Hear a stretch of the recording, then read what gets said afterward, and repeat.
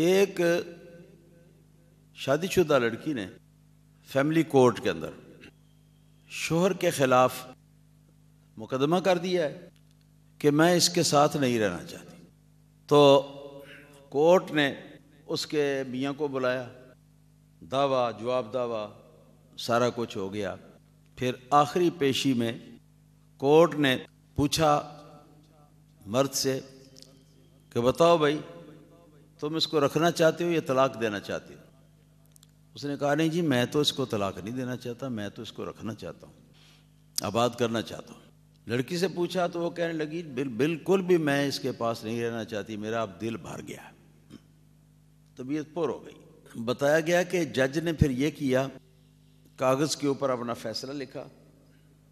ہاں جی، فیصلہ لکھ کے تو اس پر سائن کروائے دونوں میاں بیوی کے. اس کے بعد جج نے اس لڑکی سے کہا کہ جاؤ بیٹی اب تمہیں طلاق ہو گئی ہے، جا کے تم جیسے چاہو جہاں چاہو اپنی مرضی سے اپنا حق نکاح کر لو. یہ فیصلہ. جن صاحب نے سوال کیا ہے وہ تو اس وقت موجود نہیں ہے یہاں.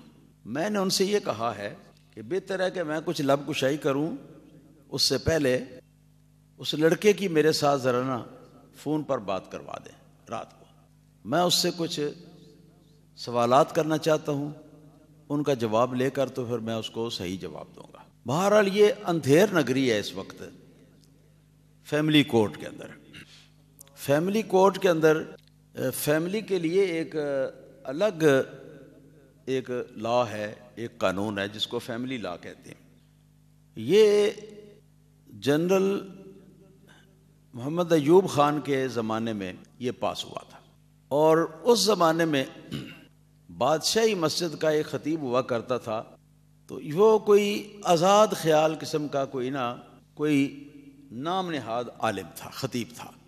بہرحال اس سے بھی پوچھا تو اس نے کہا کہ ٹھیک ہے جی جو آپ نے کر دیا ہے ٹھیک ہے، ٹھیک ہے، بالکل ٹھیک ہے، آپ اس کو پاس کر لیں.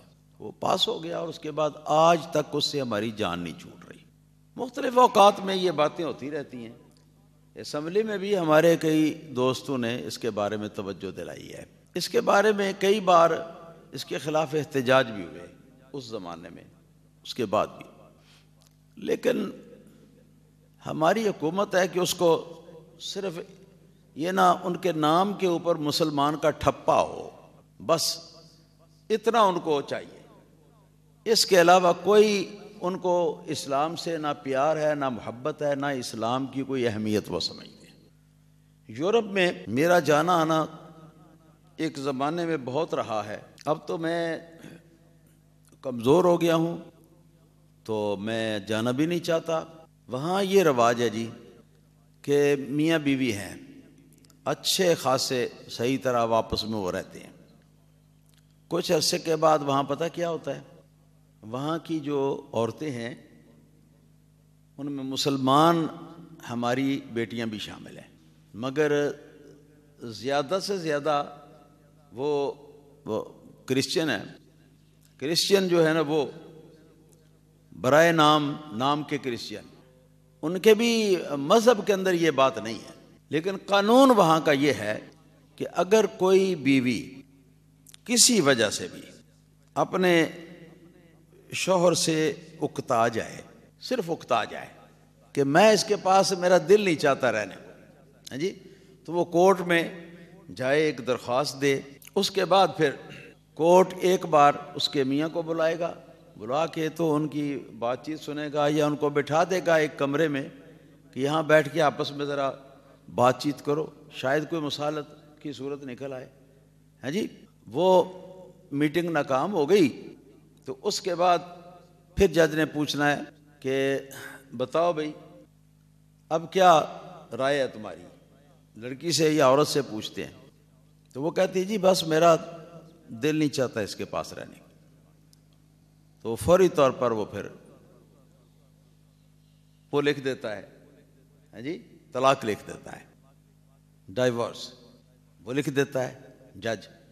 اور وہ عورت جو ہے وہ وہاں سے نکلنے کے بعد وہاں کے لیے وہاں کے قانون میں عدت بھی کوئی نہیں ہے. میں انگلینڈ کی بات کرتا ہوں تو بے شک جس کے ساتھ مرضی جائے. وہاں عورتوں کے جو یہ جنسی معاملات جو ہیں, سمجھ آ رہی ہے نا, ہاں, اس کے دو طریقے ہیں وہاں کے قانون کے مطابق.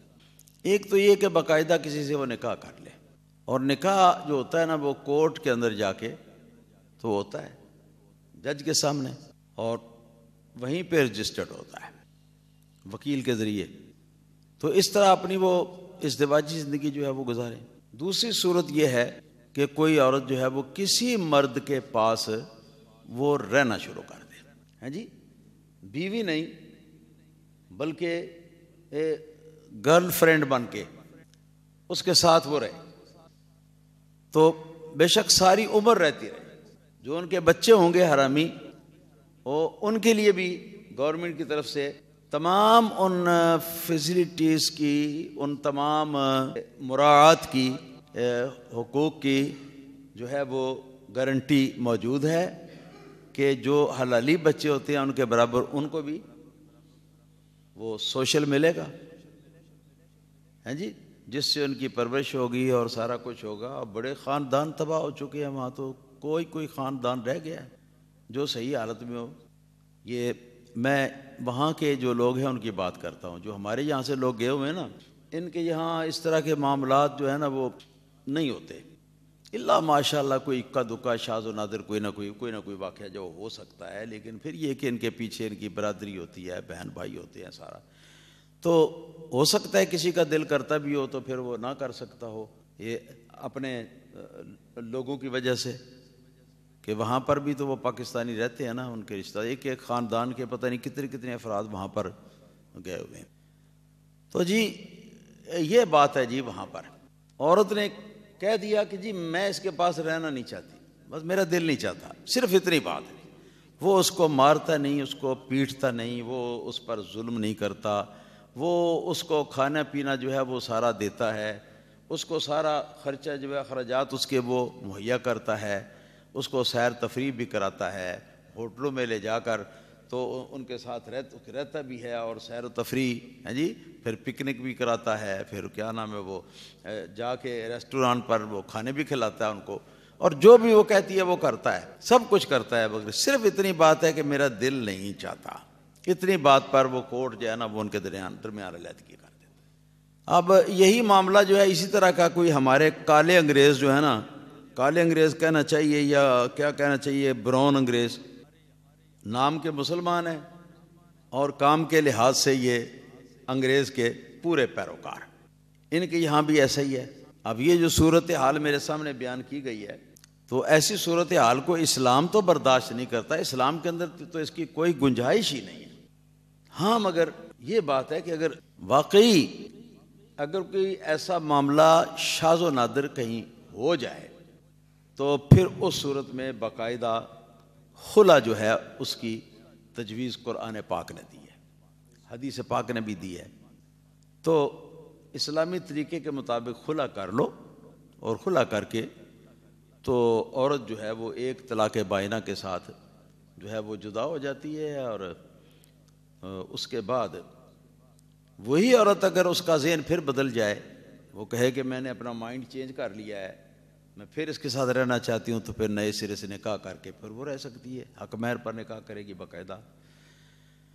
اور اگر وہ نہ کرنا چاہے تو نہ کرے, یا کسی اور جگہ کرنا چاہے تو کسی اور جگہ بھی کر لے. اسلام کے اندر یہ بات ہے.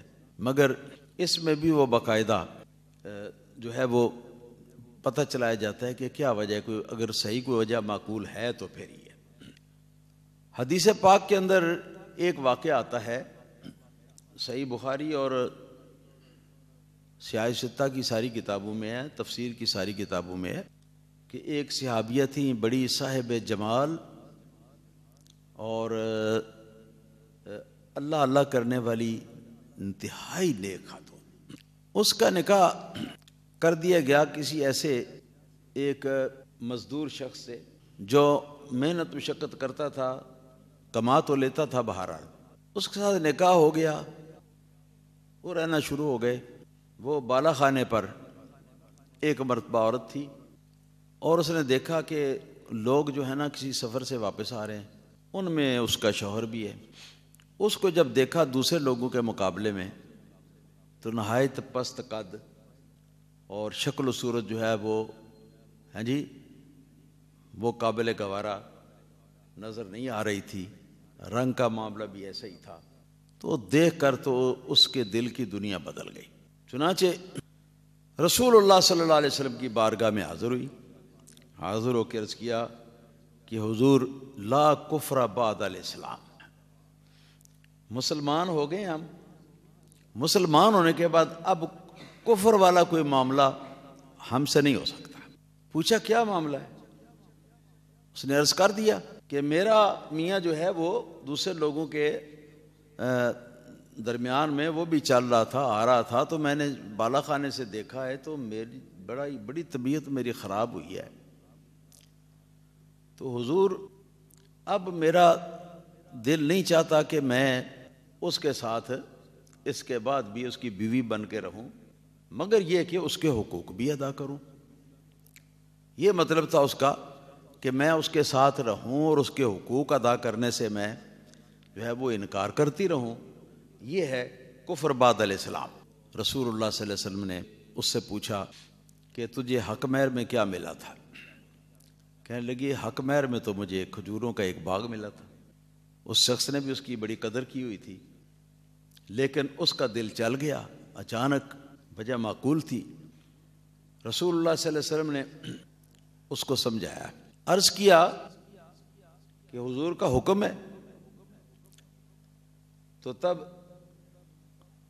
سر آنکھوں پر، میری انکار کی مجال نہیں، اور اگر یہ مشورہ دے رہے ہیں آپ تو پھر حضور